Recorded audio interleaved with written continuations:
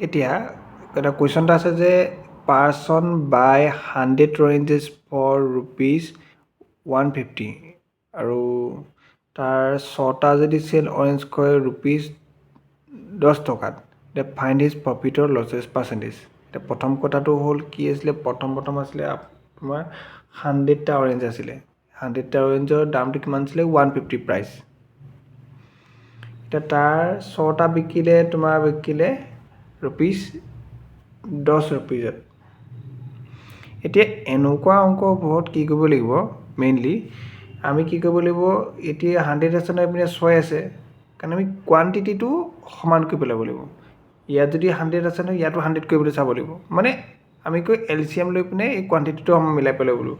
এতিয়া আৰু 100 আৰু 6 যিটো তোমাৰ LCMটো হ'ব, LCMটো কিমান হ'ব? 300 হ'ব। 300 এতিয়া 300 কৰিবৰ কাৰণে আমি কোৱান্টিটিটো চেম কৰিছোঁ যাতে আমাৰ অংকটো কৰিবলৈ অকণমান সহজ হয়। আমি কি কৰিলোঁ, 300 হ'বৰ কাৰণে LCM লৈ আমি কি পালোঁ? 300 পালোঁ, মানে 3 মাল্টিপ্লাই কৰিলোঁ। ইয়াত আছে 6 আছে, 6ৰ লগত 300 কৰিবৰ কাৰণে আমি কি কৰিব লাগিব? তেতিয়াহ'লে 150 কৰিব লাগিব ইনটু 50, আমি তেতিয়া পাম 300। ঠিক আছে, তেতিয়াহ'লে মানে 300 হ'লে মানে আমি কিয় 150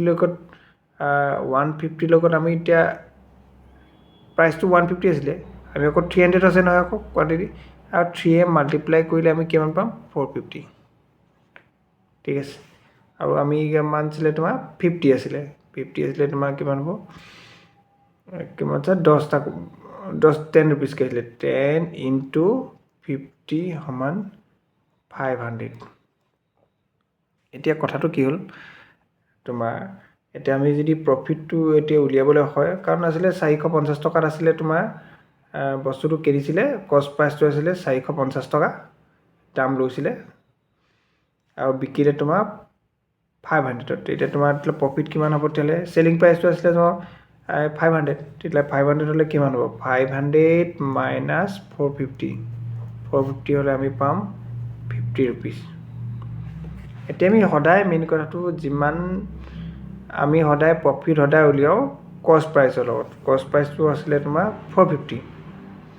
এতিয়া 450 কৰিবৰ কাৰণে কি কৰিব লাগিব তুমি? মেইন কথাটো 50 ডিভাইডেড বাই 450 ইনটু 100। এই 100 কৰিলে তুমি এইটো কটিলোঁ 50 100 বাই 45, আমি পামগৈ